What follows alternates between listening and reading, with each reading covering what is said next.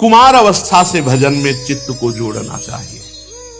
ये जो माता पिता बालकों को आधुनिक शिक्षा केवल देते हैं, आध्यात्मिक की शिक्षा नहीं देते ना, यही बच्चे आधुनिकता के प्रवाह में बह करके नशा करने लगते हैं, गंदे आचरण करने लगते हैं। फिर माता पिता के साथ व्यवहार भी इनका बहुत अभद्र होता है, क्योंकि आध्यात्मिक इनके अंदर कोई ज्ञान होता नहीं, आध्यात्मिक भय कोई होता नहीं भगवान आदि का, तो ये अभद्र व्यवहार करते हैं। छोटे छोटे थे, माता पिता देखो सुबह सुबह उठ कर पहले धरती माँ के पैर छुओ, हमारे छुओ, पिताजी के छुओ, ऐसे हाथ करो, ऐसे चूमो हाथ को, राग्रे वस्ते लक्ष्मी कर मध्य सरस्वती, ये सिखाया गया था प्रारंभ में। उठे पहले धरती, प्रातः 4 बजे के बाद कोई वहां सो नहीं सकता। ये प्रातः 4 बजे की दिनचर्या, छोटे छोटे बच्चे उठ, वो संस्कार जो प्रारंभ के डाले जाते हैं अध्यात्म के, वो जीवन भर चलते हैं। अब जीवन भर का अभ्यास है, पहले उठो, अब तो वृंदावन है, वही वहां धरती माता की जय थोड़ी बोल ली है, वृंदावन भूमि को प्रणाम, जैसे गुरुजनों को प्रणाम, आचार्य इष्ट इन सब की वंदना करके वो संस्कार। प्रातः कालीन जिनकी दिनचर्या ठीक है, उसका जीवन पूरा ठीक हो जाएगा, ध्यान रखना, पूरा जीवन। ये जो 9-10 बजे तक सोते हैं, भगवान कृपा करें, इनकी बुद्धि शुद्ध करें। सूर्य भगवान उदय हो गए और सो रहे हैं, कोई दिनचर्या नहीं। अब 10 बजे क्या दिनचर्या होगी? हमें तो मतलब 10 बजे तो हम लौट जाते हैं दिनचर्या करके, रात के 12 बजे से और दिन के 10 बजे तक दिनचर्या ये चल रही, फिर 10 बजे तो लगभग लौट जाते हैं यहाँ से। फिर वहां प्रसाद, हमें लगता है जब उनके जगने का टाइम आता है तो यहाँ ध्यान का विश्राम शुरू हो जाता है। कौमार आचरित प्राज्ञ, ए भाई मनुष्य जीवन बहुत अच्छे अच्छे संस्कार अपने में भरो भगवत प्राप्ति के लिए, भगवत प्राप्ति के लिए।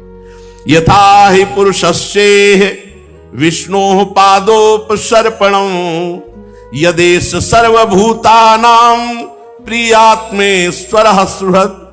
बहुत भगवान की विचित्र माया है, जीव को भगवान अवसर देते हैं, भजन कर लो। अब मान लो पति पत्नी बच्चा नहीं, अरे बहुत बढ़िया है यार, बोले वो नहीं गृहस्थी में होना चाहिए, तो गोपाल जी को मान लेना, प्रिया प्रीतम को मान ले और भजन कर, तेरे सब ऋण उऋण हो जाएंगे, भगवत प्राप्ति हो जाएगी, बढ़िया।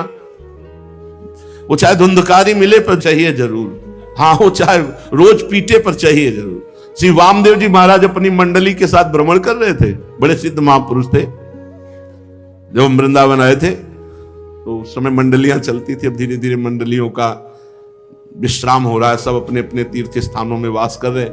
तो देखा कि जवान आदमी बूढ़े आदमी को पीट रहा था जूता से। तो वामदेव जी ने मंडली से कहा आप चलिए, मार उसके पास गए, बाबा ये कौन मार रहा था आपको? उनका बेटा मार रहा था। बड़ी समस्या होगी आपके जीवन में, आइए मंडली में सब कुछ है, आप पैदल नहीं चलेंगे तो गाड़ी व्यवस्था है, भोजन व्यवस्था है, नाम जप कीजिए, भगवान का कीर्तन कीजिए, कथा सुनिए, आइए। तो बोले तुम्हारा क्या इसमें जा रहा, बेटा मेरा मुझे मार रहा, चल यहां से।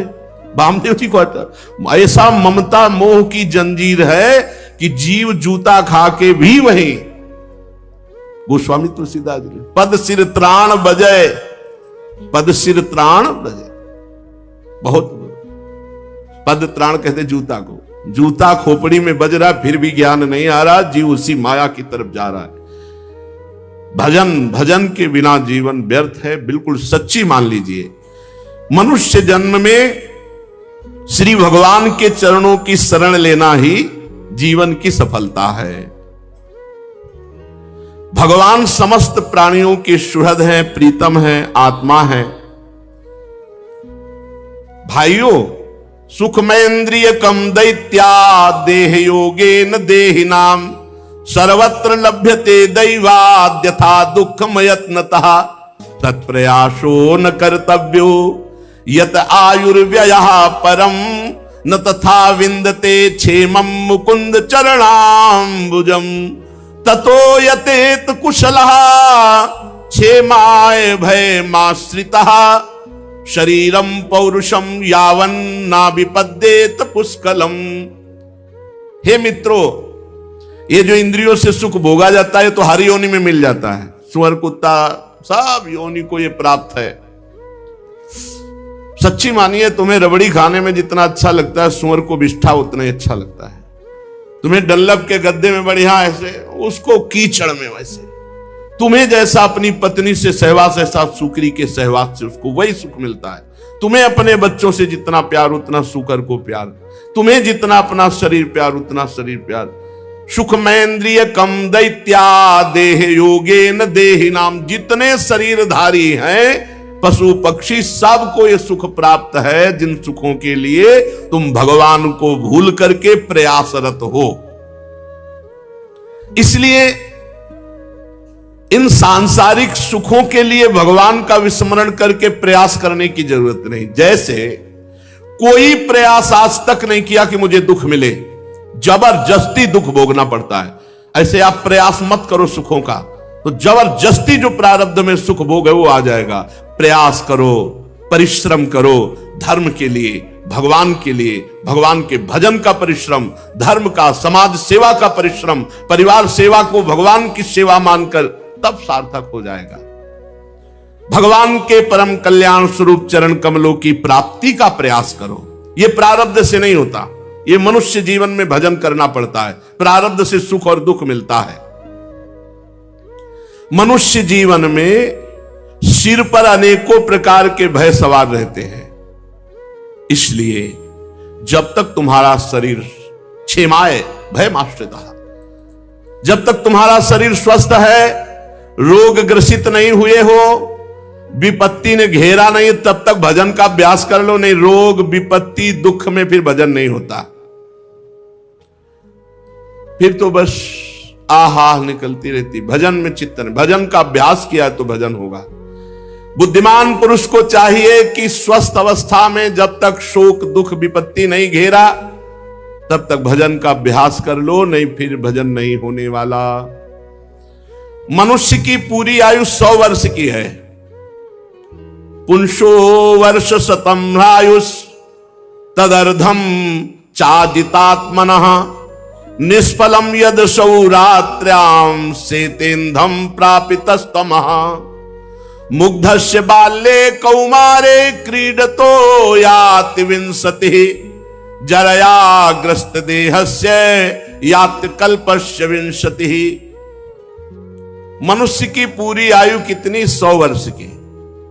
जिन्होंने अपनी इंद्रियों के वश में होकर के मनमानी आचरण किए तो आधा जीवन तो उनका पागलपन में बीत गया। जो बीच का जीवन है जवानी वाला, इसमें एक बुखार चढ़ता है वासना का, यौवन ज्वर के नहीं बलकावा। जवानी में एक अंधकार छाता है अज्ञान और भोग वासना का। आधा जीवन तो चौपट हो गया उसी में। रात घोर तमोगुण अज्ञानग्रस्त होकर मुर्दे की तरह सोते रहना या भोग आदि में, आधी आयु तो बर्बाद हो गई। बचपन अज्ञान में व्यतीत होता है। बड़े भाग्यशाली घर के बच्चे हैं जिनको ये सिखाया जाता है, हनुमान चालीसा पढ़ो, शिव चालीसा पढ़ो, दुर्गा चालीसा पढ़ो, चलो रामायण पढ़ो, रामायण सुनो। कक्षा 5 में जब जाते थे तो तिलक लगा के त्रिपुंड, सुबह नहा करके इतनी चालीसा सब थी, गाध्य रोज पाठ करना। शाम के भगवान की ऐसी कृपा थी, ये तखत पड़े थे, संतजन आते थे, भागवत की कथा, रामायण की चर्चा, और 10-20 बूढ़े बैठ गए और भगवत चर्चा। एक एक अक्षर ऐसी सावधानी से सुनते थे। 5, 4, 9, 4 और कक्षा पढ़ पाए, 9 तक, 9th साइंस साइड पास हुए, और मन में बस एक बात आ गई, मुझे भगवान की प्राप्ति करनी। भागो संसार से, भागो भगवत नाम, भगवत चिंतन, भगवत आराधना। जब हमारे संस्कार प्रारंभ से डाले जाते हैं तब वो उत्तम कोटि के बनते हैं। अब बहुत कठिन है संस्कार मोबाइल वाला। बहुत सावधानी से गृहस्थी का निर्वाह करे तो गृहस्थ धर्म भगवत प्राप्ति कराने में समर्थ है। बाल्यावस्था तो खेलकूद पागलपन में कुछ ज्ञान होता नहीं। सही पूछो तो 20 वर्ष तक की अवस्था, जन्म से लेकर, वो एक विशेष ज्ञान का प्रकाश नहीं होता 20 वर्ष तक। और पीछे के 25 वर्ष बुढ़ापे वाले, उसमें भी स्मृति अगर वो सही ढंग से चला है तो स्मृति रहेगी, नहीं स्मृति दावन शरीर शक्ति एकदम गिरी हुई और बस वही प्रपंच वही ऐसा। अगर भजन नहीं किया तो, सत्संग नहीं सुना, भजन नहीं किया तो बुढ़ापे में बुद्धि बहुत बिगड़ जाती है। 20 वर्ष पहले के और 25 वर्ष बाद के ये बिल्कुल बेकार अवस्था, और जो बीच वाली अवस्था वो तो पहले ही बता दिए, एकदम उद्दंड अवस्था पागल वाली। बिरले कोई होगा जो 20 से लेकर के 50 तक पाप की पोटरी ने तैयार कर लिए हो। बहुत गंदा बुद्धि में विचार आता है इस अवस्था में, अगर संभाल पावे तो संभाल पावे। जीव इतना उलझ जाता है भोगों में कि क्या कर्तव्य है क्या कर्तव्य है इसका ज्ञान ही नहीं रहता। आधी आयु तो सोने में चली गई, दिन में जो चेष्टाएं हैं वो कर्तव्य का ज्ञान ना होने के कारण, तो बाल्यावस्था व्यर्थ गई, बुढ़ापा व्यर्थ गया, जवानी में पागलपन, पूरी जिंदगी कब भजन करोगे? प्रहलाद जी कहे कौमार आचरे, बाल्यावस्था से भजन में बच्चों को लगाना चाहिए। 5 मिनट राधा राधा नाम कीर्तन करो, अभी तुमको बाल भोग पवाएंगे। आज अगर तुम 5 मिनट नाम जप करोगे तो आपको ये वस्तु पवाए। उनको प्रलोभन देना चाहिए, उनको भय और प्रलोभन दोनों से भगवान में लगाओ, देखो फिर महान बनेंगे। आज तक इतिहास साक्षी महान वही हुआ है जो ब्रह्मचर्य परायण और नाम जापक रहा, वही महान हुआ है। चाहे वो राष्ट्र सेवा में हो, चाहे समाज सेवा में हो, भगवत सेवा में हो। इसके जीवन में सदाचार नहीं, वो कुछ नहीं है। पूर्व पुण्य से चाहे वो राजा बन जाए तो भी कुछ नहीं है। मेरे मित्रों ध्यान दीजिए, प्रहलाद जी कह रहे जिसकी इंद्रियां वश में नहीं ऐसा पुरुष कभी भी कितना भी भोग भोग ले सुखी नहीं हो सकता। इंद्रियां वश में नहीं, चाहे जो भोग भोग लो, कभी तृप्ति नहीं होने वाली। भूत के लड्डू हैं, चाहे जितना खाओ न तृप्ति। और खास बात है ना खाए तो जले और खाए तो जले। तो ना खाने वाला थोड़ी देर जलने के बाद शीतल हो जाता है, खाने वाला जिंदगी भर जलता है। घर गृहस्थी के भोगों को जिसकी इंद्रियां वश में नहीं है, भोगते भोगते बुढ़ापा आ जाए फिर भी तृप्ति नहीं होनी। माया की मजबूत रस्सी से अपने आप को बांधता जाता है। जहां छुड़ाने के लिए मनुष्य शरीर मिला था वहां अपने को और बांध दिया। चोर, सेवक, व्यापारी जिसे प्राणों से भी अधिक प्यार करते हैं, वो जान की बाजी लगाकर धन कमाने में जीवन व्यतीत करने लगता। भोग धन, भला धन की तृष्णा को कौन त्याग सकता है? अज्ञान की इतनी बात की छोटी छोटी जगह में, छोटी छोटी वस्तु में, छोटे छोटे बंटवारे में, छोटी छोटी बातों में अज्ञान के कारण अमूल्य जीवन को नष्ट करके अपना जीवन नष्ट कर देते हैं। कोई कोई तो अपनी प्रीतमा पत्नी के एकांत 5 वर्ष के हैं प्रहलाद जी, लेकिन संपूर्ण ज्ञान है। जैसे कोई ये सोचे कि भक्तों को ऐसा ज्ञान कैसे हो जाता है, गृहस्थी में तो गए नहीं। देखो ये तो 5 वर्ष के पूरा ज्ञान है। कह रहे जब उसकी प्रीतमा पत्नी एकांत में मीठी मीठी बातें और अपने आप को न्यौछावर करके सहवास आदि, ऐसा बंध जाता है मन दोनों का, पति पत्नी का। इस स्नेह पास में ऐसा बंध जाता है छूटना मुश्किल। दूसरी फांसी, नन्हे नन्हे बच्चों की तोतली बानी, प्राणों से प्यारे प्रिय बच्चे कैसे छोड़ सकता है? फिर और बड़े हुए तो बच्चों की बहू और उनके लड़के बच्चों से ज्यादा प्यारे लगते हैं। जो पौत्र पौत्री होती है बहुत ज्यादा प्यारे। फिर पुत्रियों का ब्याह तो उनके जो दामाद, कितना बंधन गांठ के ऊपर गांठ बंधती चली जाती है। अब वो जब वृद्धावस्था आई, अब वो सब इंद्रियों के भोग तो भोगने की सामर्थ्य नहीं रही, मन वैसे ही जलाता है और प्रतिकूलता घर से मिलती है। जनेन्द्रीय और रसेंद्रीय के सुखों में पूरा जीवन व्यतीत किया तो वृद्धावस्था में उसी का चिंतन होता है, उसी का चिंतन। वो रेशम के कीड़े की तरह अपने आप को कर्म बंधनों में जकड़ लेता है, उनसे कभी विरक्त नहीं हो सका, उनका कभी त्याग नहीं कर सका। और सुनो, अगर वो कहीं संस्कार व सन्यासी त्यागी बन भी जाए तो कोई बिरला ऐसा है कि घर से संबंध हटा पावे नहीं, महीना भर में वो घर पहुंच जाएगा। संन्यास लेने के बाद घर को दिया हुआ 1 रुपया भी पूरे घर के नाश के लिए पर्याप्त है। ये होश में रख ले विरक्त, 1 रुपया भी पर्याप्त है उसके परिवार के नाश के लिए। इसलिए बहुत सावधान, विरक्त होकर के बहुत होश में, उतना लो जितने से जीवन चल जाए। ज्यादा है तो समाज साधु सेवा, घर परिवार की नहीं। और फिर घर परिवार का राग वहीं घर परिवार में ले जाकर के मारता है, बहुत दुर्गति। अगर सन्यासी होकर घर में जाके मरा तो भारी दुर्गति समझो। भगवान की याद में तड़पते हुए शरीर छोड़ दो। इसीलिए गंगा, पावन यमुना और तीर्थों का आश्रय लिया जाता है। घर का संबंध विरक्त होकर नहीं। स्वजन त्यक्त स्वजन बांधवाहा, भगवान कपिल देव जी ने कहा त्यक्त स्वजन बांधवाहा, तब तो वैरागी सन्यासी महात्मा त्यक्त स्वजन बांधवाहा। अधिकार नहीं, अधिकार श्री जी का, और श्री जी जिसे दे दे अधिकार, अपना अधिकार नहीं मानना चाहिए। बहुत सावधानी रखनी चाहिए। विरक्त और गृहस्थ में जो भगवान शास्त्रों में मर्यादा बनाए उसी मर्यादा से चलना चाहिए। और ये प्रायः बड़े बड़ों से भूल हो जाती है। अपना उद्धार करने में असमर्थ बेचारा मोह की जंजीरों में फंस जाता, बहुत इस प्रपंच से बहुत दूर भगवान की प्राप्ति करने के लिए। गृहस्थ अपने परिवार का अगर कोई बाबा जी हो तो हमारी प्रार्थना भूल कर कभी उसकी वस्तु, वस्त्र, रुपया, पैसा कभी भूल कर न ले लेना, तुम्हारा विनाश करके वो निकलेगा पक्का। बहुत सावधान, बहुत सावधान। अपने परिवार को विष देने से डरे। विरक्त साधक अगर एक भी वस्तु, वस्त्र, कुछ भी, वो विष की तरह काम करेगा जाके तुम्हारे परिवार में। ऐसा ना सोचे कि ये हमारी कमाई है, नहीं।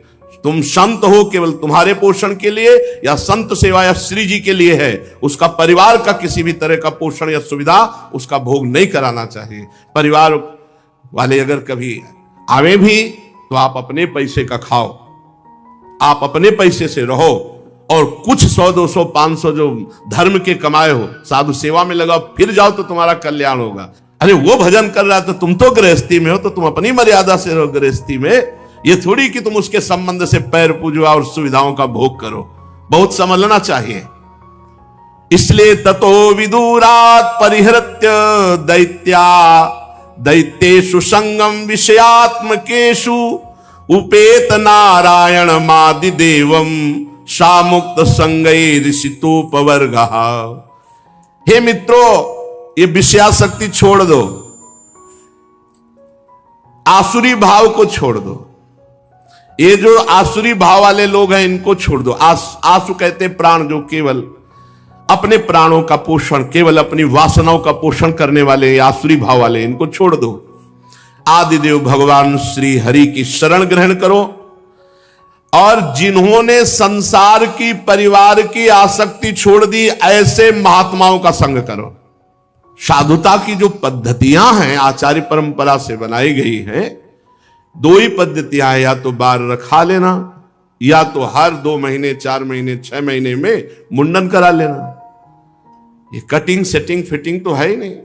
कह रहे उन संतों का संग करो। मुक्त संगैरिषितोपवर्गः, जो अपने परिवार, अपनी आसक्ति को त्याग चुके हैं, ऐसे भगवत प्रेमी महात्माओं का संग करो तो अपवर्गः, मोक्ष की प्राप्ति होगी। संत संग अपवर्ग कर, कामी भव कर पंथ।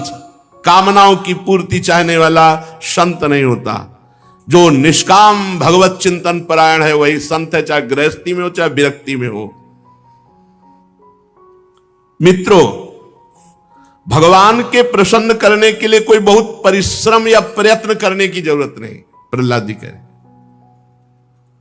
नारच्युत प्रीणयतो बह्वा यासो असुरात्मजाः आत्मत्वात् सर्वभूतानां सिद्धत्वाद् हि सर्वतः।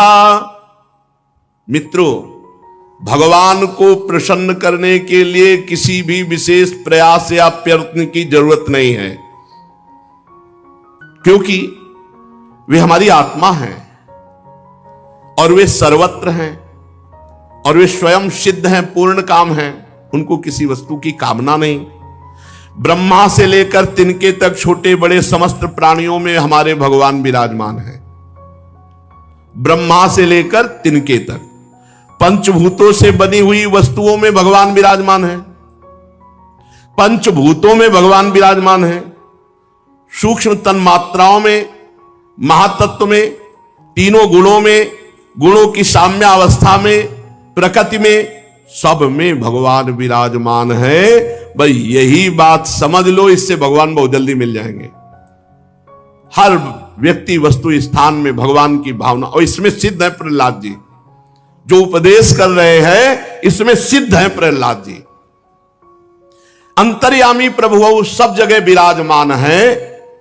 इस भावना से बहुत जल्दी भगवत प्राप्ति होती है।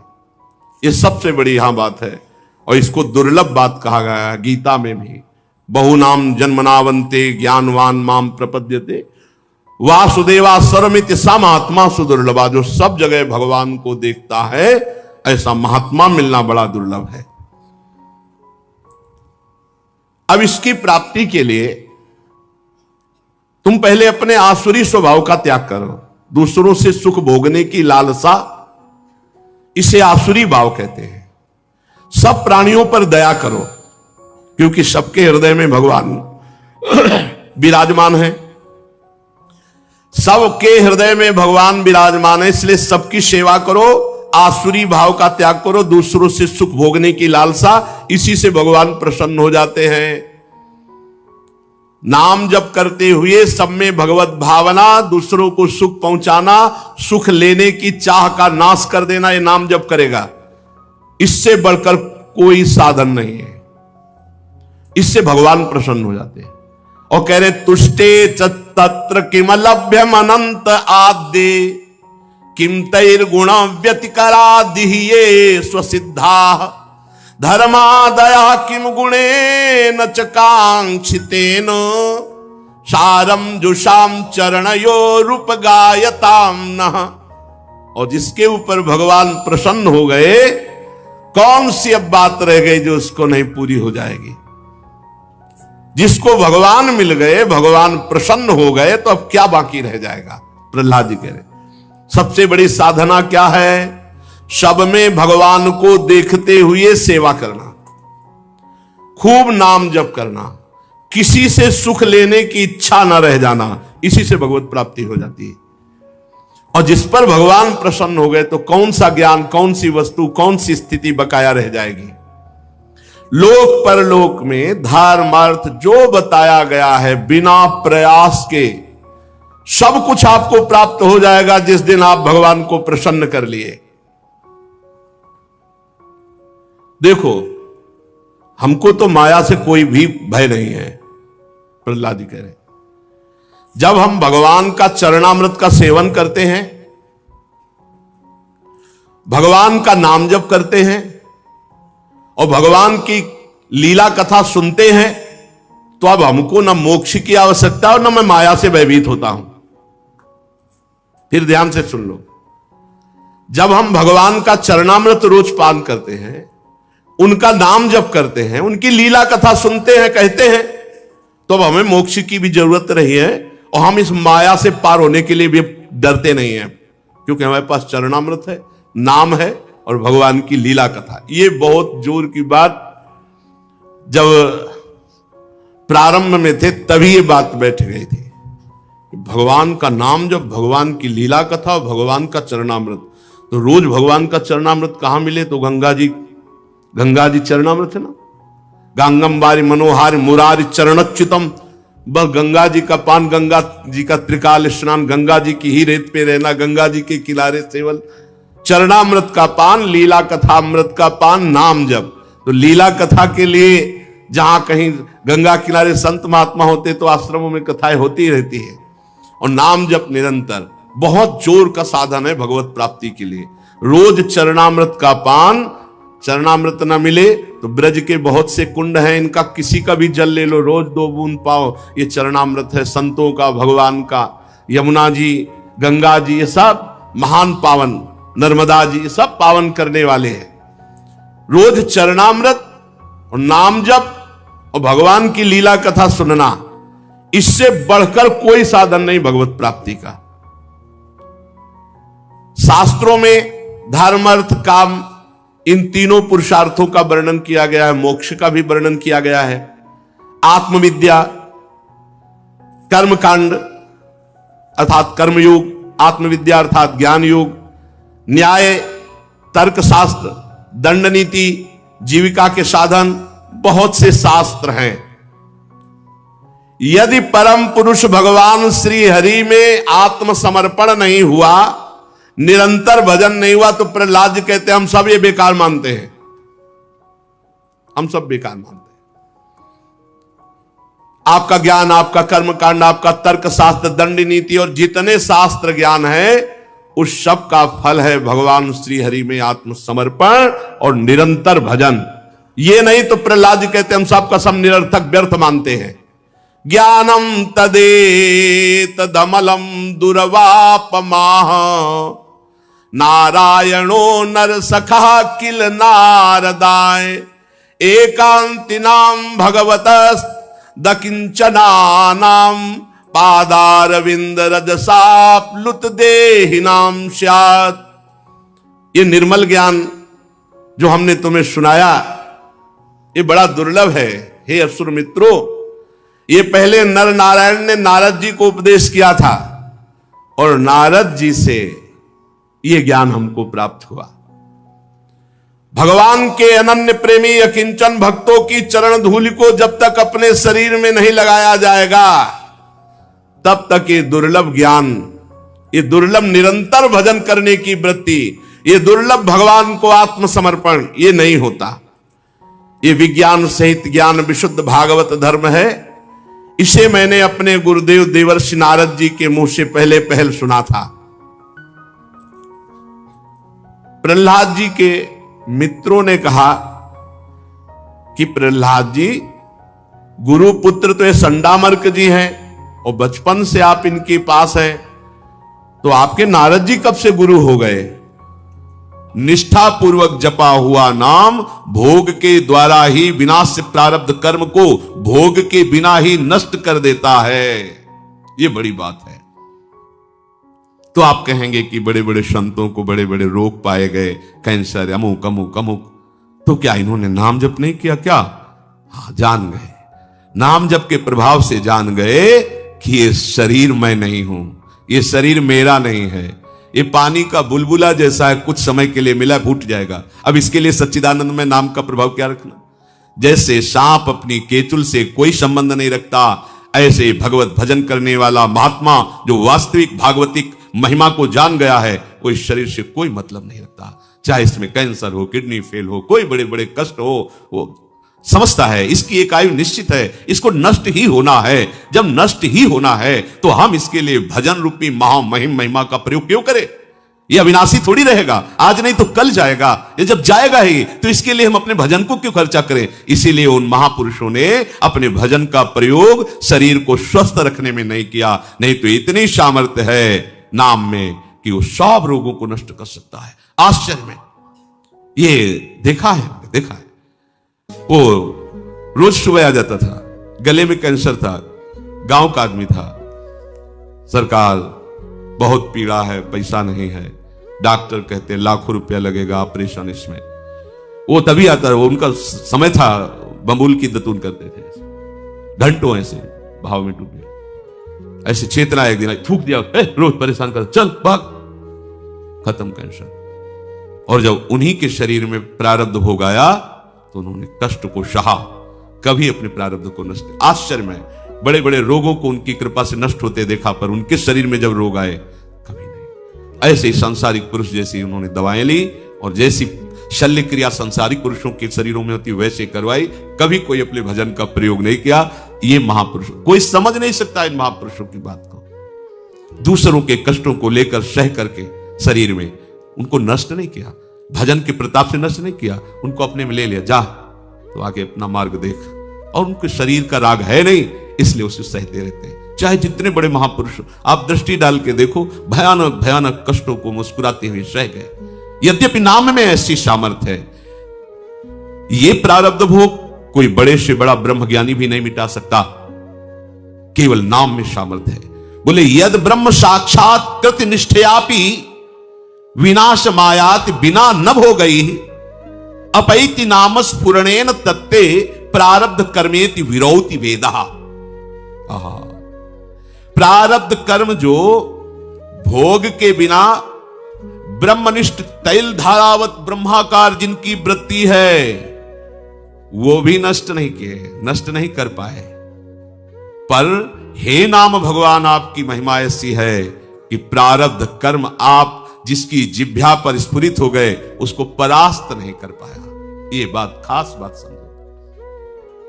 रोग मिट जाना खास बात नहीं है। नाम के प्रभाव से रोग होते हुए भी रोग का प्रभाव न होना, यह खास बात है।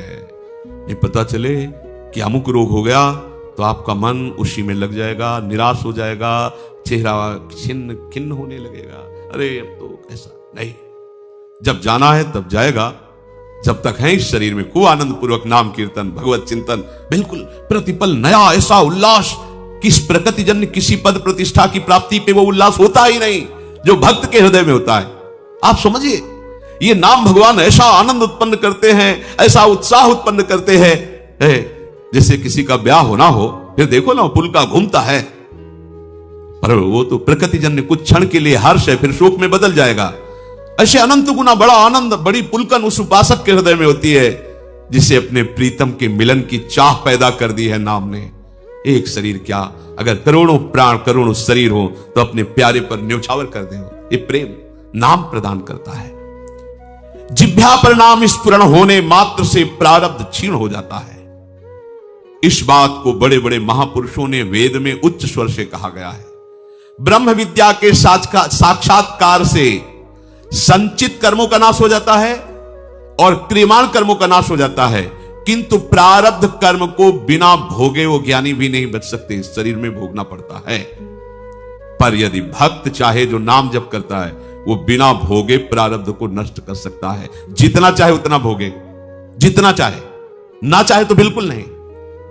वो पूज्य श्रीधर बाबा की जब चरण सेवा करने रात्रि में जाते थे तो एक बार उन्होंने सुनाया था कि राधा कुंड की संत भगवान एक सेवा करते थे, सोहनी लगाते पूरे राधा कुंड में, कोई थूक दिया, कोई कुछ ऐसे उठा के साफ करते थे, भिक्षावृत्ति से खूब नाम जप करते थे। एक दिन उनके सामने एक काला आदमी आया जो दुर्गंध युक्त था। बाबा भजन में बैठे थे, राधा कुंड का दर्शन करते हुए भजन कर, क्या बात है, क्यों खड़ा है? तो उनका आप हमसे बोले तो हमारी बोलने की हिम्मत पड़ी, मैं आपका बुरा प्रारब्ध हूं कई जन्मों का हूं, तो क्या चाहते हो? ये हमसे आपसे नहीं पूछा जाएगा। ये उन भजनानंदियों की बात है जिनका जीवन परम धन से युक्त हो चुका है, जो भजन के महाधनी हैं, जो पवित्र हृदय वाले पूर्ण भगवत चरणारविंद के आश्रित जन हैं। प्रारब्ध ने कहा, मैं 12 वर्ष का गलित कुष्ठ हूं, आपके शरीर पर आना चाहता हूं, आप आदेश कीजिए। बाबा ने कहा, हमारे पास 12 वर्ष नहीं, किंतु तुम्हें लेके बैठे, रोज हमें राधा कुंड की सेवा करनी है और हमारी एक नियम निष्ठा है, ऐसा नहीं हो पाएगा। दूसरे दिन फिर आया और उन्होंने कहा कि दिन रात्रि जोड़ करके 6 वर्ष में हम भुगता देंगे, आप स्वीकार करो। 6 वर्ष बहुत होते हैं, हमारे पास समय नहीं। बात चलती रही, फिर उसने कहा अगर आप स्वीकार करें तो 24 घंटे में आपको 12 वर्ष का प्रारब्ध भोग भुगवा दें, पर आप कोई औषधि नहीं लेंगे, किसी शिष्य की सहायता नहीं लेंगे और हमारे स्वीकार करेंगे। बाबा ने कहा 24 घंटे तो ठीक है, हम सुबह सुबह राधा कुंड की सेवा करके एक कमरे में बैठ जाएंगे, आप हमारे ऊपर आ जाना, दूसरे सुबह फिर हम सेवा में आ जाएंगे, हमारी सेवा नहीं छूटेगी, चलो ठीक है। अपने शिष्यों से कहा कि आज मैं कितना भी चीखूं चिल्लाऊं, कोई हमारे कमरे में मत आना जब तक हम स्वयं खोलकर बाहर ना आवें। और जहां कहा हाँ मैं स्वीकार करता हूं, तत्काल पूरा नख से सिक तक पक गया शरीर, पीप बहने लगा, भीषण पीड़ा, बस वही नाम चिंतन में अपने मन को लगा दिया। 12 वर्ष के गलित कुष्ठ प्रारब्ध को 24 घंटे में भोग कर साफ कर दिया। अगर वो नाक कह देते तो हिम्मत नहीं थी कि प्रारब्ध उनके शरीर में आ जाता। ये देखो नाम बल, नाम में बड़ी। आप क्या समझते नाम जापक हैं, आपको जो रोग आया है, जो कष्ट आया है, बहुत कम करके आया है, बहुत कम करके दुलार पूर्वक प्रभु हमें दे रहे हैं, उसको बहुत सहज सहज ऐसे ही सहज। अगर वो प्रभु से बिलग हो जाओ और फिर देखो इसका तांडव, कितना भयानक कष्ट है, आपको अनुभव में आने लगे। लेकिन कैसे बताए तुम्हें, यदि प्रभु के आश्रित हो तो कैसे दुलार करते हैं। तो जो प्रारब्ध कर्म ब्रह्म विद्या से भी नहीं नष्ट किया जा सकता, वो केवल नाम के द्वारा नष्ट किया जा सकता है।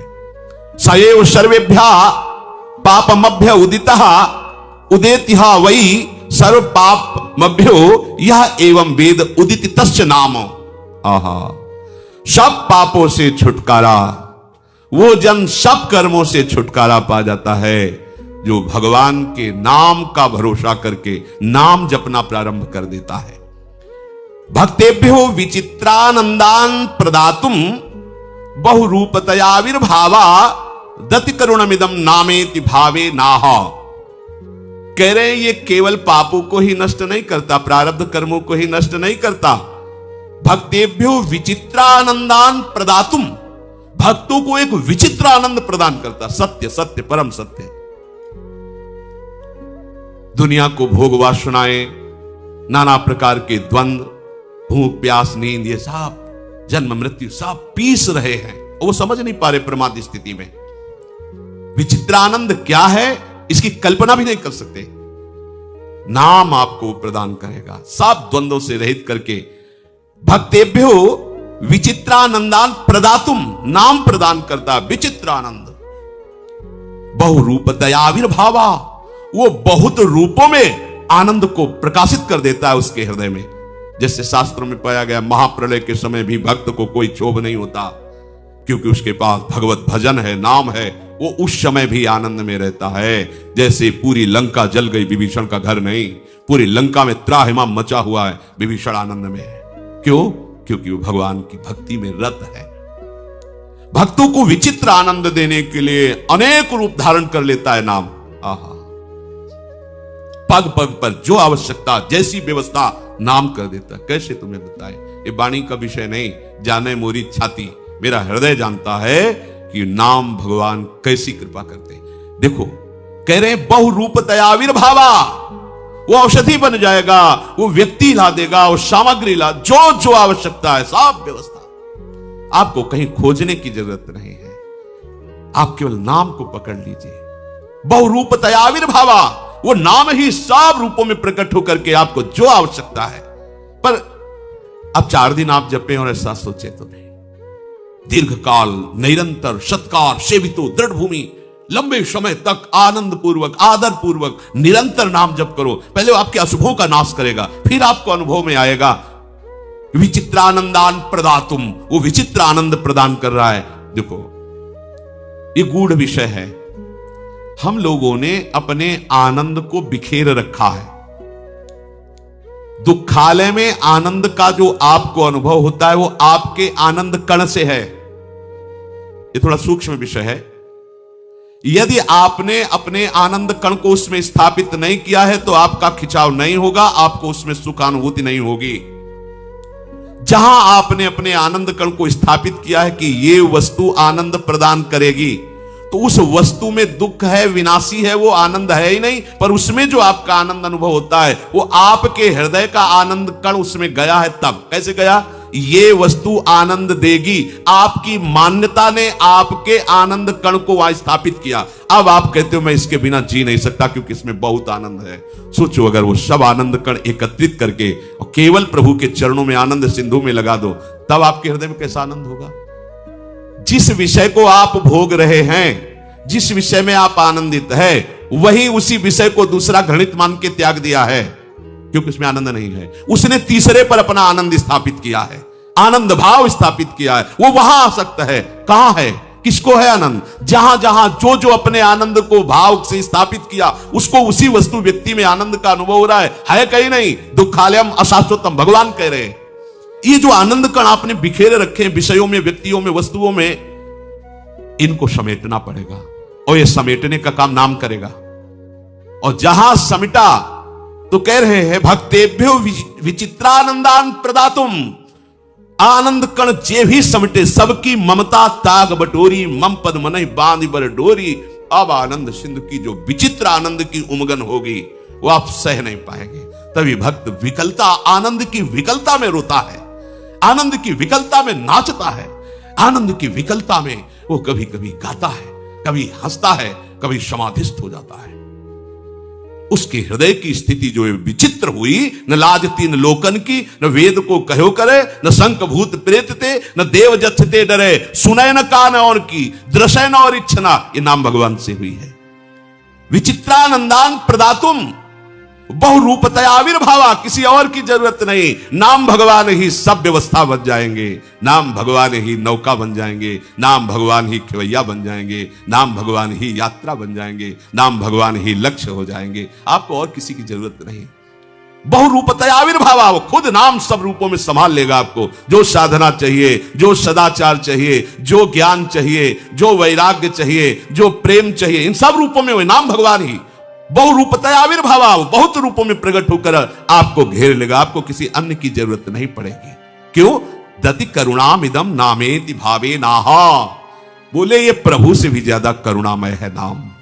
अघदमन यशोदा नंदनौ नंद सूनो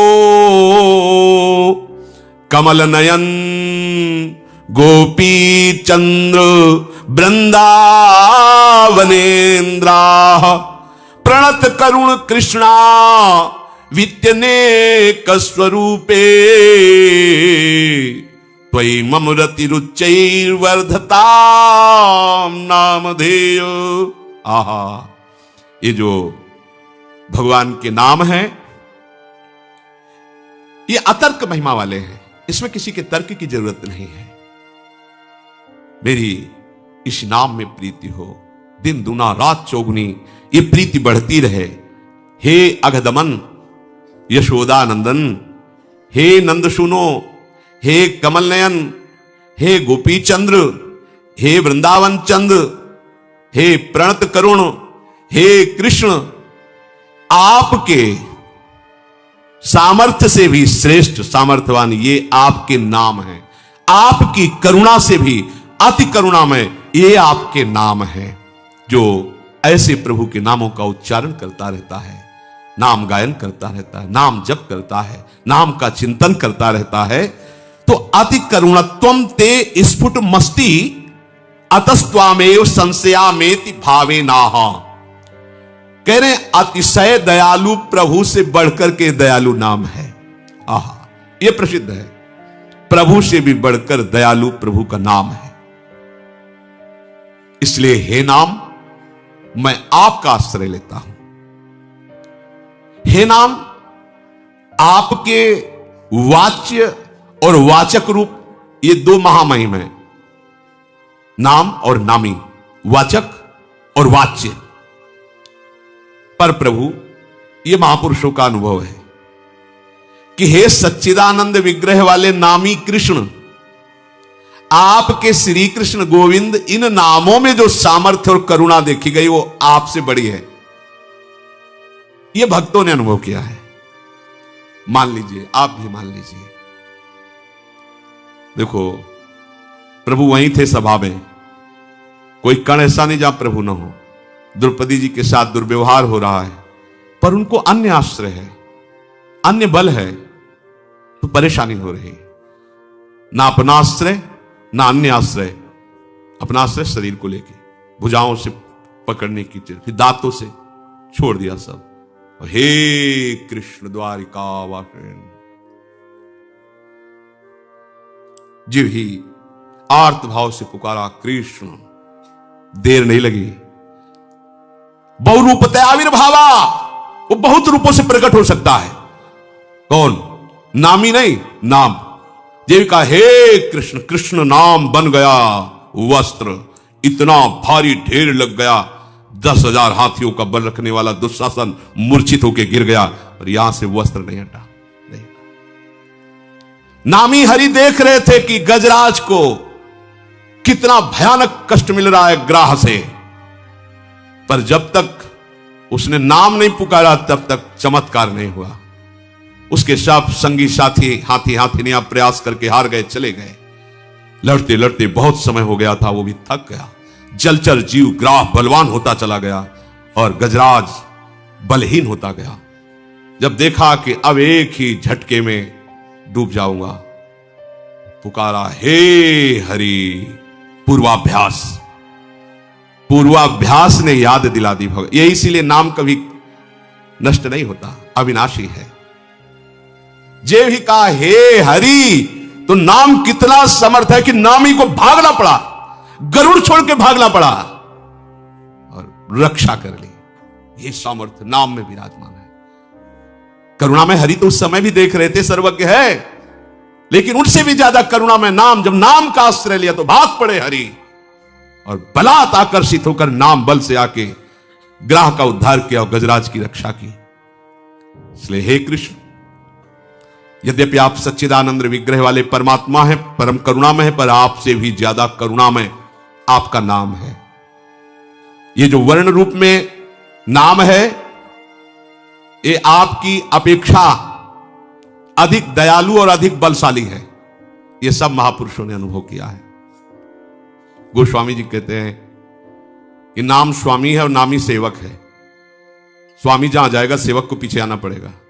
जिसकी जिह्वा पे नाम आ गया तो सेवक की भांति नामी को आना ही पड़ेगा। तुम्हें नामी की चिंता नहीं, तुम्हें नाम की चिंता करनी है। जो प्राणी प्रभु के नाम में अपने को समर्पित कर रहा है पर बड़ा अपराधी रहा है, बड़े अपराध किए हैं, तो केवल जिह्वा पर विराजमान होने पर ही वो आनंद समुद्र में गोता लगाने लगेगा। केवल जिह्वा पर विराजमान होने का भाव है कि उसका ध्यान नहीं लगता, उसकी एकाग्रता नहीं है, मन विषयों में जाता है, नाना प्रकार की चंचलताएं हैं, पर उसने पकड़ लिया राधा राधा राधा राधा राधा राधा राधा राधा। नाम जी जप जागे जोगी, ये नाम तुम्हें योगारूढ़ कर देगा। ये नाम तुम्हें सब सामर्थ्य, अरे नाम ही को चैन से नहीं बैठने देगा। तेषाम हम समुद्धर, ठेका लेना पड़ेगा। तेषाम सतत युक्ता नाम भजताम प्रीति पूर्वकम ददामि बुद्धि योगम तम। तो पहले क्यों नहीं प्रदान किया? आप बहुत बड़े दानी हैं, पहले ही प्रदान कर देते तो दुर्गति का मार्ग ही नहीं ग्रहण करते। बोले नाम नहीं था ना, इसलिए तेषाम सतत युक्ता नाम भजताम प्रीति पूर्वकम। तो प्रधान कौन हुआ? नाम। नाम जो ही जिह्वा पे आया तो नामी को अपना समस्त महामहिम स्वरूप प्रकाशित ही करना पड़ा। तिजोरी खोल देनी पड़ी। ज्ञान, वैराग, भक्ति, योग सब उसके हृदय में आ गया। इसलिए यहां कहते हैं देखो, संभव को भी असंभव कर दे, ये नाम करेगा, और असंभव को संभव कर दे। ये तो महापापी था, कैसे परम पद में चला गया? बोले ये नाम किस तरह। अब तो आनंदित होकर नाम का आश्रय ले लो।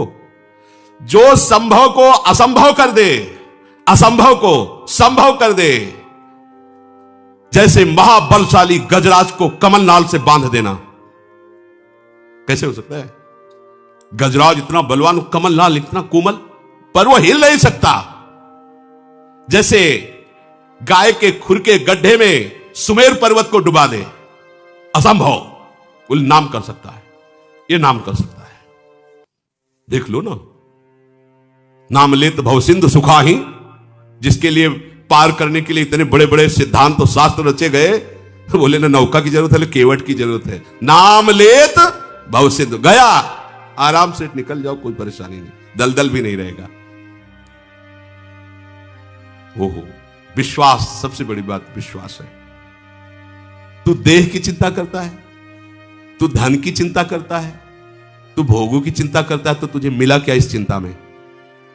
अरे कभी देह हम पर कृपाल हो जाए कि हमारा इतना चिंतन करता है, कभी रुपया हम पे कृपाल हो जाए कि इतना चिंतन करता है, कभी ये विषय हम पे कृपाल हो जाए कि इतना चिंतन करते हैं, पर वो कृपालु ना होकर और रोष पूर्वक हमको दंड देते हैं। हम जिस देह से प्यार करते हैं वही देह हमें कष्ट देता है। हम जिसका चिंतन कर रहे हैं भोगों को, वही हमें चलाते हैं, हमारा पतन कराते हैं। समझिए इस बात को। हम जिस धन को प्राण से भी प्यारा समझते हैं वही हमारे प्राणों का घातक बन जाता है, वही हमें बुरी आदतों में फंसा देता है, वही हमें अभिमान पैदा करके नष्ट करवा देता है।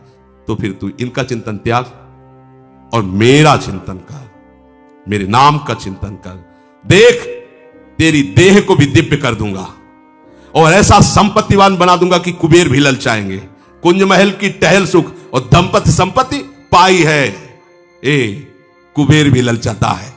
ये युगल संपत्ति जिसके पास है ना, कुबेर भी अपने खजाने को खाली देखता है, क्योंकि वो संपत्ति उनके पास नहीं है। तू सुख की चिंता करता है, मैं तुझे सुख सिंधु में डुबो दूंगा। बस तू सबके चिंतन को बटोर और मेरा चिंतन कर। तू नाम ले। जब तक तेरा मन स्थिर नहीं हो पाता तब तक तू नाम का स्वाद नहीं समझ पाएगा, पर ये नाम ही स्थिर कर देगा। तू मेरा नाम ले, तू ऐसे नाम को पकड़ कि चाहे तेरे पैरों के नीचे से पृथ्वी खिसक जाए, सिर पर आकाश टूट पड़े, पूरा विश्व तेरे विरोध में खड़ा हो जाए, तेरे सर्वनाश की स्थिति क्यों ना आ जाए, पर तू घबराना नहीं, मेरे नाम को पकड़े रहना। तू निश्चित देखना, मैं तुझे अपनी गोद में लिए बैठा मिलूंगा। ये परम सत्य बात है। प्रहलाद जी ने अनुभव किया, बड़े भक्तों ने अनुभव किया। यदि हम उत्साह संपन्न हो जाए, मुझे भगवान मिलेंगे, इसी जन्म में प्रिया प्रीतम मिलेंगे, निश्चित मिलेंगे। सोचने में क्या जाता है? बोले सोचने से हो जाएगा। इस सिद्ध पुरुष लाल स्वामी हमें गंगा किनारे एक मिले थे, जिनकी खेचरी मुद्रा सिद्ध थी। रात्रि में 10 बजे जब उनसे मिलने के लिए टाइम मिला, उन्होंने टाइम दिया, गए। अकेले थे वो, सदैव एकांत साधन में लगे रहते थे। कुछ चर्चा हुई, तब उन्होंने कहा बेटा, नई अवस्था थी, जैसा बनना है वैसा सोचो, जैसा सोचोगे वैसा बन जाओगे। इस सूत्र डायरी में लिखा हुआ है। अगर आप सोचोगे ना मुझे प्रियालाल मिलेंगे मिलेंगे, प्रियालाल मिलेंगे, पक्का मिलेंगे। इसलिए रोज उत्साह बढ़ाता हूं आपका। आप सोचिए कि आपको प्रभु मिलेंगे। देखो, धाम की इतनी कृपा है, प्रभु मिलेंगे आपको। नाम की इतनी कृपा है, प्रभु मिलेंगे। अरे कुछ नहीं, हमारी स्वामी जी बड़े करुणामयी, युगल सरकार मिलेंगे। ये बार बार आपके दिमाग में हम डाल रहे हैं, उत्साह वर्धन कर रहे हैं कि आपकी सोच में आने लगे कि वैसे तो हमारा उत्साह नहीं, लेकिन संत कह रहे हैं, गुरुजन कह रहे हैं, शास्त्र कह रहे हैं, तो हम मिल जाएंगे, हमको भी मिल जाएंगे, निश्चित प्रभु मिल जाएंगे। बस ये बात आना महामंगल शुरुआत हो गई। ये बात आना महामंगल की नींव पड़ गई। हमारी बात मान लो। अरे बोले कल सोचने से प्रभु मिल जाए, पक्का केवल सोचने से मिल जाएंगे। पुत्र के बहाने नारायण तो परम पद मिल गया, आप धोखे में मत रहिए।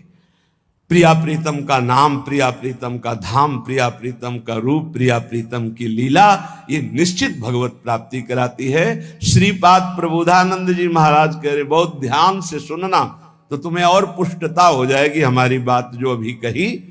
कह रहे कि राधा कृष्ण विचित्र मनमथ कला नंदा चमत कुर्वते, यस्मिन् सौख्य चमत्कृति परतरा यत्र दीक्षादितः,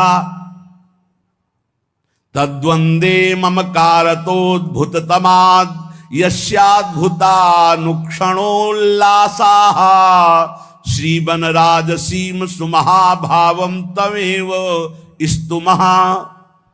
ये वृंदावन धाम श्री श्यामा श्याम की प्रेम युद्ध भूमि है।